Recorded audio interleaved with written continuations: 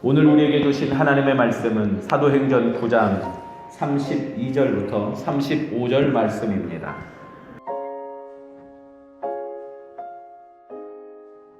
그때 베드로가 사방으로 두루 다니다가 룻다에 사는 성도들에게도 내려갔더니 거기서 에니아라 하는 사람을 만나매 그는 중풍병으로 침상 위에 누운 지 8해라.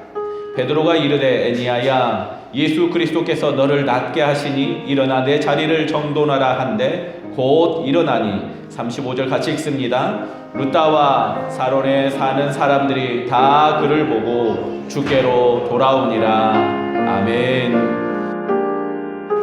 제가 매일 아침에 일어나서 사랑하는 딸에게 하는 성경 말씀이 있습니다. 일어나 내 자리를 정돈하라.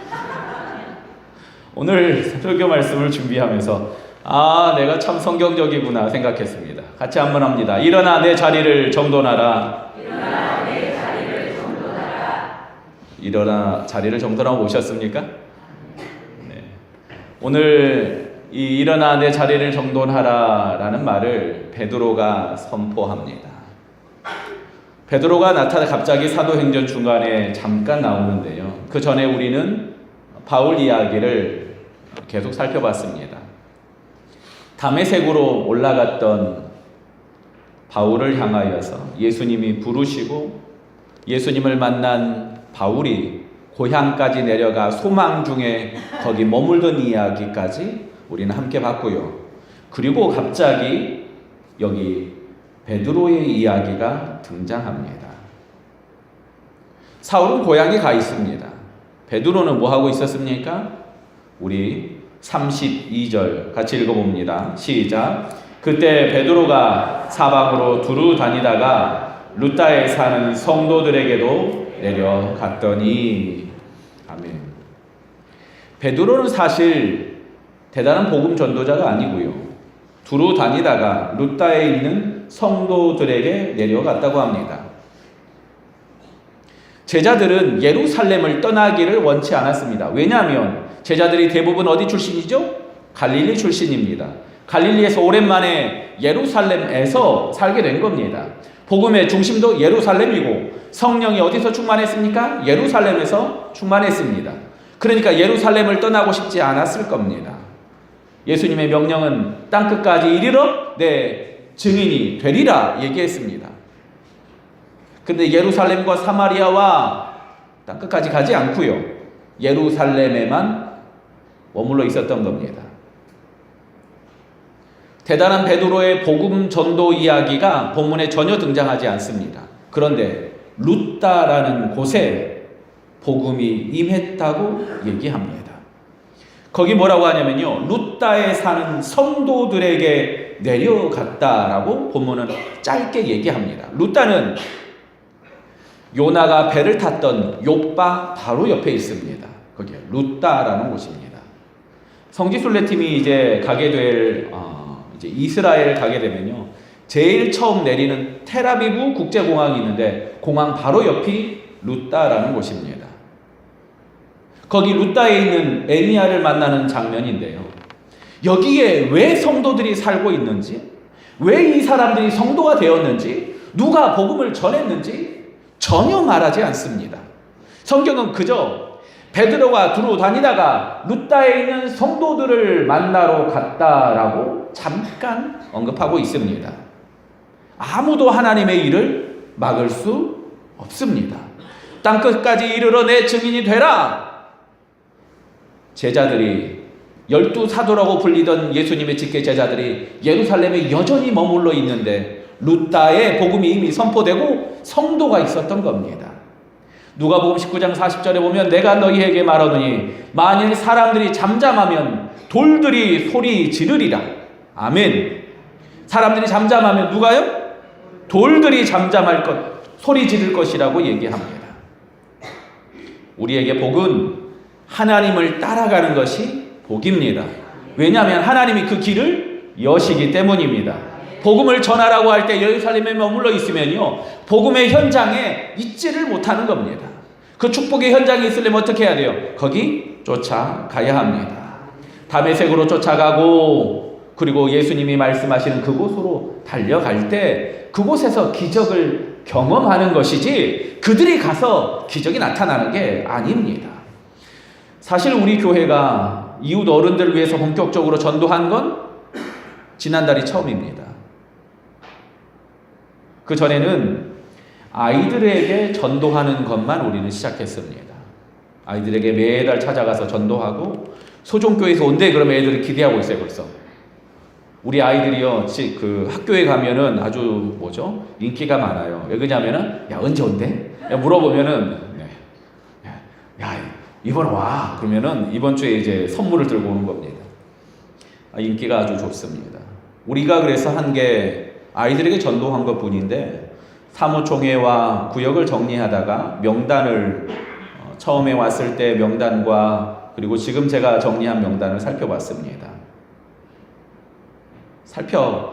살펴보지 않아도 여러분 잘 아시지요. 오랜만에 우리 교회 오신 분들이 한결같이 얘기합니다. 아이고 못 보던 얼굴이 많아. 우리가 열심히 한 게 아니고요.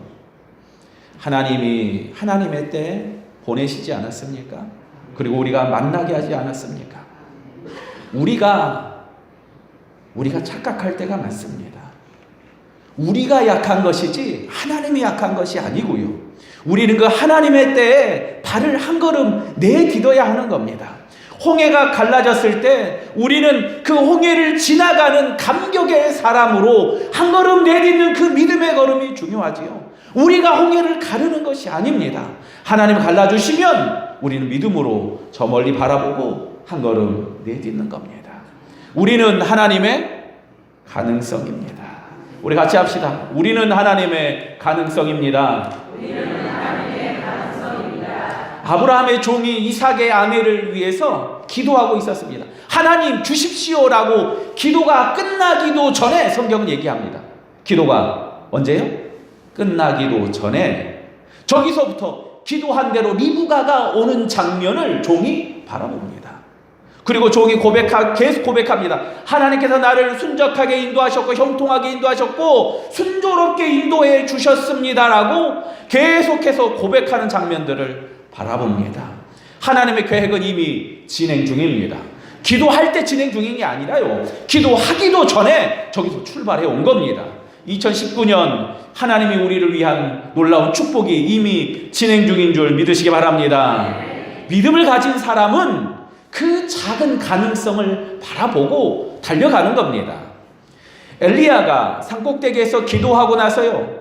그리고 나서 450대 1로 거기서 놀라운 불사건이 임하고 나서 3년 반 동안 가물었던 곳에 비를 내려달라고 기도하는데 종을 향하여 가서 보고 와라. 아무것도 없습니다. 보고 와라. 아무것도 없습니다. 7번을 하고 7번째 종이 얘기합니다. 저기 끝에 손바닥만한 구름이 조금 보입니다. 엘리야가 얘기합니다. 빨리 가자. 큰 비 올 거다. 그리고 엘리야가 보던 그대로 큰 비가 내려서 전차들이 진흙구덩이에 묻히게 됩니다. 하나님은 우리의 그 작은 가능성을 놀라운 사건으로 사용하는 것입니다. 심지어 예루살렘에 머물러 있던 제자들이 거기 내려가지도 않았는데 하나님은 이미 주의 일을 시작하고 있었던 겁니다. 베드로는 그냥 거기에 방문합니다. 거기 있는 성도들, 내가 전도하지도 않았는데 이미 거기 성도들이 있는 거예요. 얼마나 감동스러웠겠습니까? 이미 하나님이 일하셨던 곳에 방문한 베드로는 무식한 어부들을 대표하는 사람입니다. 똑똑한 사람이 아닙니다. 십자가에 예수님이 달리셨을 때 두려워서 도망갔던 사람이 베드로입니다. 두려워 제자들이 문 닫고 있을 때 거기 같이 있던 사람이 베드로입니다. 주님께서 다만 부활하고 나서 베드로에게 와서 네가 나를 사랑하냐 물으실 때 사랑한다고 고백하고 또 고백하다가 3번째 물으실 때 주께서 아십니다. 그렇게 고백했던 베드로가 오늘 여기 아픈 사람을 향하여 고백하고 선포하는 내용이 특별합니다. 우리 33절과 34절 제가 먼저 33절 읽고요. 우리 함께 34절 읽습니다. 거기서 애니아라 하는 사람을 만나매 그는 중풍병으로 침상 위에 누운 지 8해라. 베드로가 이르되 일어나 내 자리를 정돈하라 한데 곧 일어나니. 아멘. 베드로는 위대한 설교자도 아니고 위대한 전도자도 아닙니다. 그런데 베드로가 잘하는 게 하나 있습니다. 8해 중풍병으로 침상에 누운 사람, 그 상황이 어떻겠습니까? 긴 병에 효자 없다. 거기 누워있는 애니아라는 사람이 어떻겠습니까?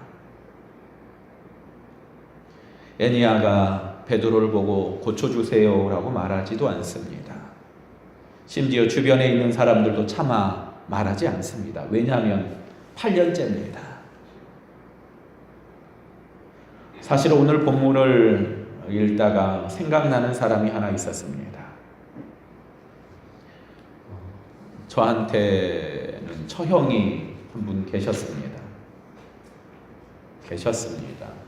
아내의 언니인데 7년 동안 혈액종양으로 투병하다가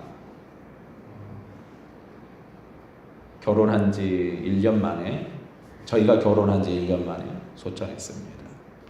저는 길게 보지는 못하고요. 결혼하기 전과 그리고 옆에 사는 동안 잠깐 만났습니다. 가족들의 아픔이, 가족들의 그 긴 병치레를 하는 이 어려움이 어떤지는 사실 그 옆에 있는 사람들만 압니다. 오늘 여기 베드로가 애니아를 향해서 말하는 장면을 보면서 저는 그렇게 생각합니다. 베드로가 이르되 애니아야, 예수 그리스도께서 너를 낫게 하시니라고 얘기합니다. 부르지도 않고 간구하지도 않는데 예수 그리스도께서 낫게 하신다라고 말했는 이유가 뭡니까? 베드로야, 네가 나를 사랑하느냐? 예수님이 물으실 때 베드로가 그랬지 않습니까? 주님이 내 마음 알지 않습니까? 주님께서 아십니다 라고 고백했었는데 지금 여기 보니까 베드로가 예수님의 마음을 알아 애니아를 향하여 선포하고 있는 겁니다. 무식한 베드로, 위대한 선포자도 대단한 능력자도 아닌데 베드로가 잘하는 게 이겁니다. 예수님의 마음을 알아 예수님의 마음으로 그곳에 선포하는 겁니다. 고생했을 애니아를 위해서 예수 그리스도께서 너를 낫게 하시니 선포해주고 있는 겁니다. 하나님은 우리를 다양하게 불러주셨습니다. 어떤 사람은 설교하는 사람으로, 어떤 사람은 봉사하고 충성하고 교사로 다양하게 불러주셨습니다. 모든 사람이 교사라면 이 교회는 돌아가지 않고요. 모든 사람이 기도만 한다면 우리는 뭐 먹고 삽니까? 모든 사람이 주방에만 있다면 우리는 어떻게 찬양합니까? 다양하게 불러주셨습니다. 제가 이 교회에 와서 설교하던 중에 가장 강조하는 게 있습니다. 보이는 것이 비전입니다. 뭐라고요? 보이는 것이 비전입니다. 내 눈에 보이는 것이 비전입니다. 하나님이 우리 눈을 열어 보게 하신 게 있습니다. 아무도 안 보이는데 내 눈에만 보여요. 그럼 어떻게 해요? 제가 그 일을 하는 겁니다.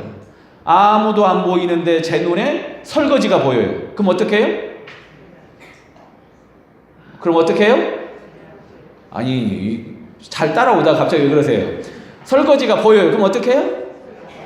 오늘부터 고개 팍 숙이고 이제 식사하겠습니다. 제 눈에 설거지가 보여서, 제 눈에 잘 보여서 제가 하는 겁니다. 그나마 제가 그걸 잘해요. 제가 못하는 게 있습니다. 오타 없이 주보 만들기. 근데 오타 잘 보는 분들 있잖아요. 저는 바라기는 앞으로 몇 달 안에 그분들이 주보를 만들기를 주님의 이름으로 축원합니다. 이게 제 비전, 이게 저한테 안 보여요. 제 눈에는 설거지하는 게 보이고요. 제 눈에는 이렇게 물건들 게 보여요. 이게 제 비전입니다.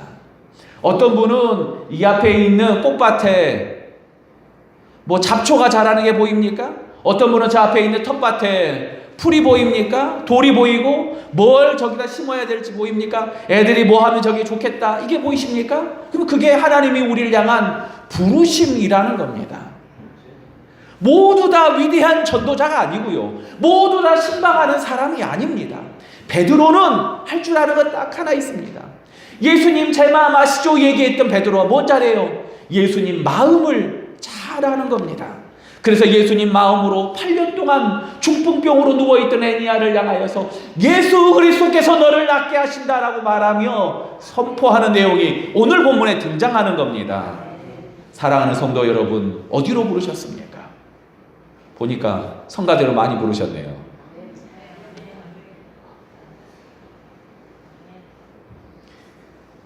느헤미야는 회파된 예루살렘 성벽 소식을 듣고 울며 금식하며 기도한다고 느헤미야 1장은 얘기합니다.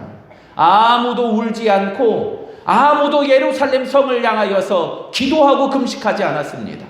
그냥 끝났다 포기하고 거기 멈춰져 있는 사람들 뿐이었어요. 누가? 느헤미야 눈에 보였던 겁니다. 그리고 하나님께서 느헤미야를 통하여서 예루살렘 성벽을 52일 만에 세우시는 겁니다. 우리가 생각하고 우리 눈에 보이는 것, 하나님이 열어서 보이게 하시는 것들이 있습니다. 우리는 보이는 것들을 눈 감고 있으면 안 돼요. 여러분 일터에서도 하나님이 여러분에게 보이게 하시는 것, 가정에서도 보이게 하는 것. 아이고 이놈의 집구석 맨날 설거지가 쌓였네. 왜 어떻게 해요 그러면? 보이는 사람이 설거지해야죠. 보이는 사람. 언제 청소해? 누가 청소해요? 보이는 사람이 청소하면 됩니다. 언제 우리가 원망하고 언제 우리가 불평하는 줄 아십니까? 보이는데 안 하니까 하는 겁니다. 보이니까 안 하는데. 내 눈에는 보이는데 저 사람 눈에 보여요 안 보여요? 따라합시다. 내 눈에 보이는데 그 사람 눈에 보여요 안 보여요? 절대 안 보입니다. 다른 사람은 주보만 보면은 그렇게 잘 찾는데 제 눈에는 안 보여요. 어떻게 해요? 은사 있는 분이 빨리 찾아가십시오. 내 눈에 보이는 그게 비전이고 부르심이라는 겁니다. 베드로가 예수님의 마음으로 애니야를 향하여 선포할 때 애니야가 부르짖지도 않고요. 그런데 애니야에게 얘기합니다. 예수 그리스도께서 너를 낫게 하시니 일어나 내 자리를 정돈하라. 뭐 하라고요? 일어나 내 자리를 정돈하라. 이 내용이 좀 특별하지 않습니까? 일어나라. 되지 않아요?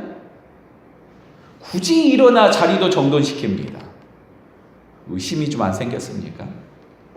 비슷한 내용이 한 번 더 있었습니다.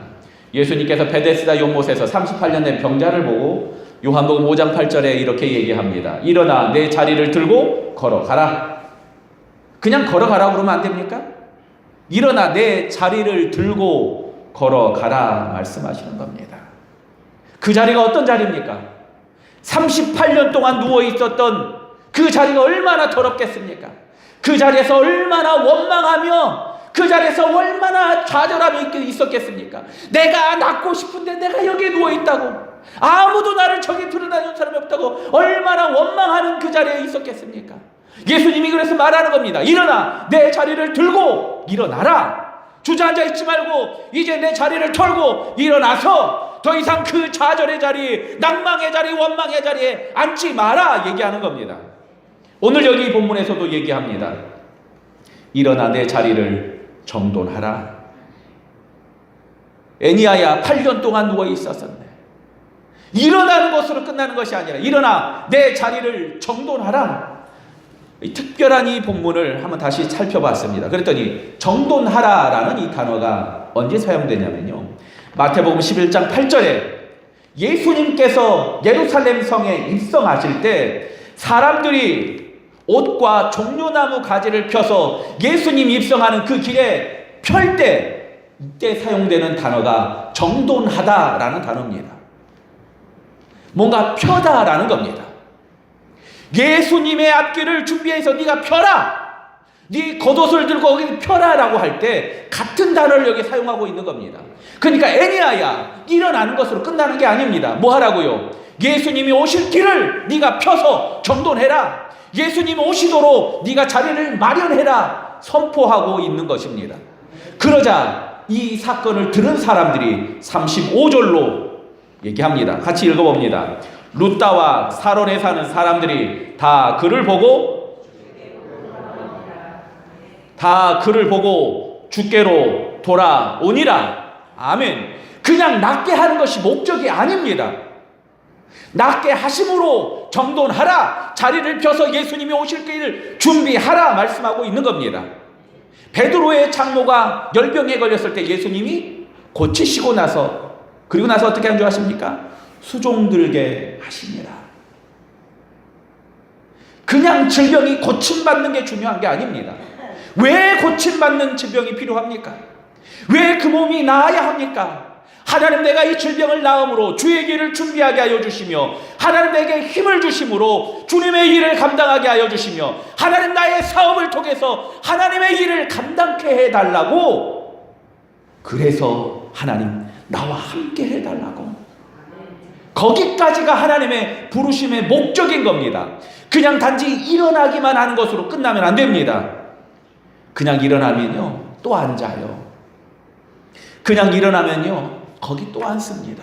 실패의 자리가 아니라 은혜의 자리로 나아가고, 좌절의 자리가 아니라 소망으로 주님의 길을 예비하며 나아가야 하는 겁니다. 사랑하는 성도 여러분, 지금 어떤 자리에 계십니까? 2018년을 마감하는 제일 마지막 주일, 우리는 어떤 자리에 앉아 있었습니까?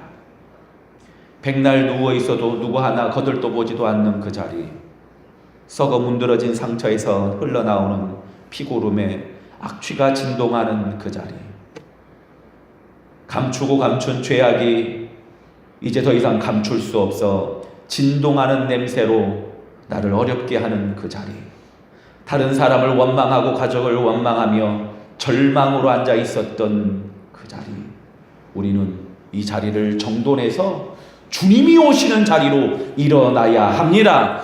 2019년은 그래서 이렇게 준비하며 나갈 때 하나님께서 놀라운 은혜의 자리로 우리를 위하여서 생각지도 못한 놀라운 축복을 준비하고 계신 줄 믿으시기 바랍니다. 다시 돌아갈 절망의 자리가 아니라 소망의 자리로 우리의 자리를 옮기며, 우리가 100% 불가능하지만 하나님께서는 가능함을 믿으며 순종하며 자리를 들고 일어나 하나님을 위하여 오늘 또 일하며 사명을 감당하는 저와 여러분 되기를 주님의 이름으로 축원합니다.